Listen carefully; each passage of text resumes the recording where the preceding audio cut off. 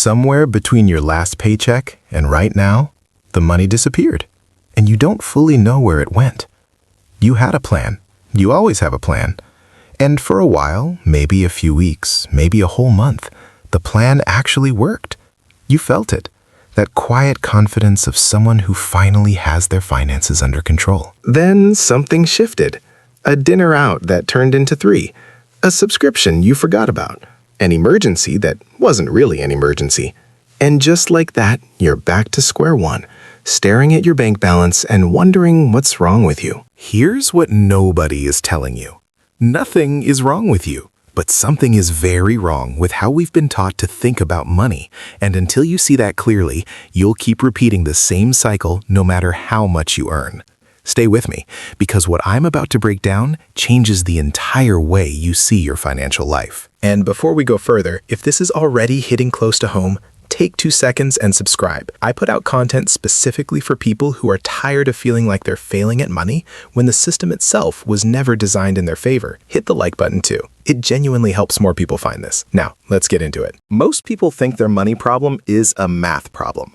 Earn more, spend less, save the difference. Simple. And honestly, the math is simple.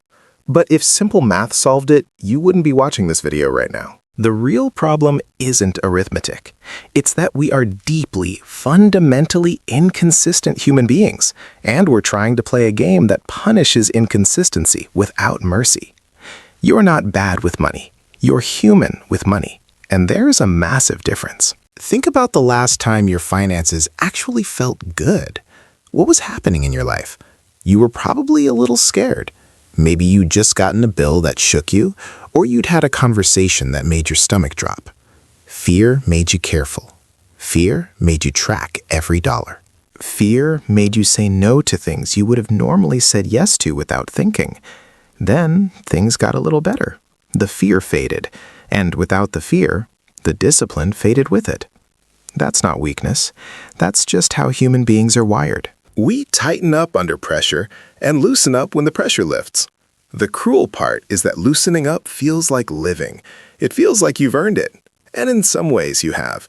But your bank account doesn't care how hard you worked. It only records what happened. I've talked to people making $35,000 a year who feel more in control of their money than people making $120,000.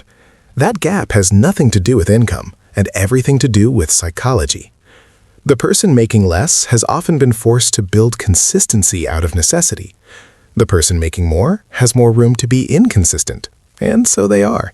More room to overspend, more room to delay decisions, more room to tell themselves they'll fix it next month. Next month has a way of never arriving. Here's where it gets really interesting and a little uncomfortable. Your worst financial decisions almost never happen when things are going badly. They happen when things are going well. When you got that raise, did you immediately increase your savings by the same percentage? Or did your lifestyle quietly expand to absorb the extra income before you even noticed? When you paid off that card, did you redirect those payments toward your next goal? Or did that freed up money just dissolve into your spending?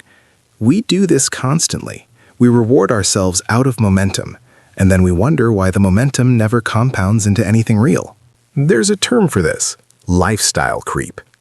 But that name makes it sound passive, like something that just happens to you. It's not passive.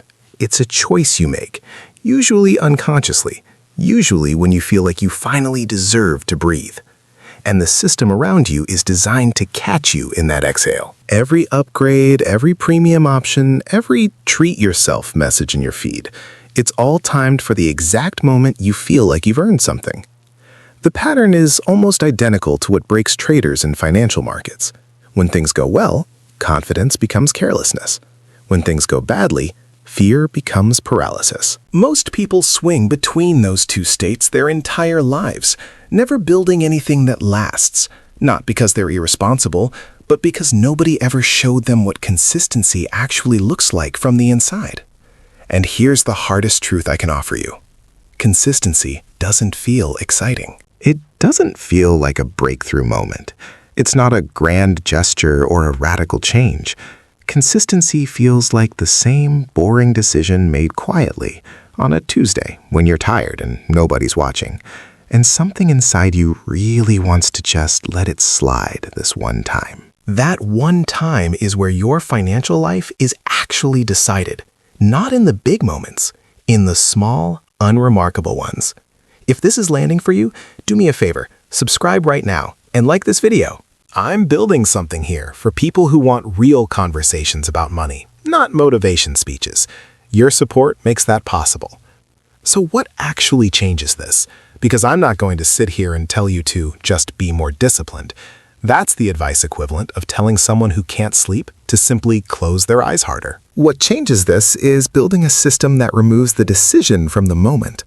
The problem with relying on discipline alone is that discipline is a resource, and it gets depleted. By the time you've navigated a full day of work, stress, relationships, and everything else life throws at you, the version of you making financial decisions at 9 p.m. is not the same version of you who set your budget last Sunday morning. That evening version of you is tired. That version deserves some grace, but it also needs guardrails. Automate what matters most before you can feel the money. If saving feels hard, it's usually because you're asking yourself to choose savings over everything else in real time, every single month.